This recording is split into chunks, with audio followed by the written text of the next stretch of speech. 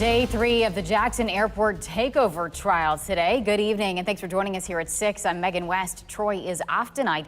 The Jackson Evers International Airport fighting a decade-long legal battle to block a state law that would take over control of the airport from Jackson and give it to the state. 16 WAPT's Ross Adams has the latest from federal court tonight. In the airport takeover trial, plaintiff witnesses, one after another, continuing to echo the same sentiment that race played a role in the airport takeover bill when it passed the state legislature 10 years ago. And that vote, to vote against the city of Jackson because they have a majority black board and because they have a profitable airport that's run by a black city, that was a racist vote. House Minority Leader Robert Johnson speaking after his testimony in court Wednesday, where Johnson told the federal judge he believes Republican legislators from Rankin County were determined to take control of the airport after late Mayor Chokwe Lumumba appointed an all-black board to run the airport in 2013. Before he became mayor, or before we got a black mayor in Jackson, the board was entirely white all the time. So I thought it was ironic that now you want to complain.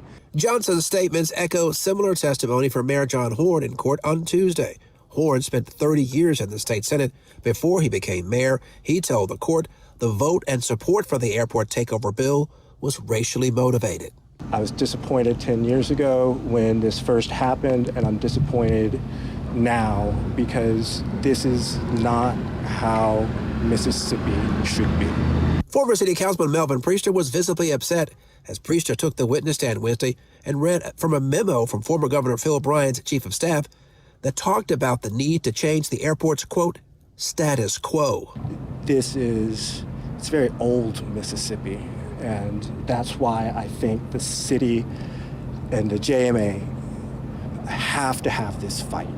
Lawyers defending the state in the trial say there is no evidence that race played a role in the legislation. Opponents of the airport takeover say they don't buy that argument. Johnson says this was an unusual bill. The legislation was never debated in committee, and he believes the fix was in from the beginning. Reported from the federal courthouse in downtown Jackson, Ross Adams, 16 WAPT News. Now, there is no jury in this trial. U.S. District Judge Carlton Reeves will issue his ruling after weighing testimony from both sides. And we'll be covering the trial as it continues, bringing you updates from the courtroom. You can find the latest on our website at WAPT.com, also on the 16 WAPT mobile app.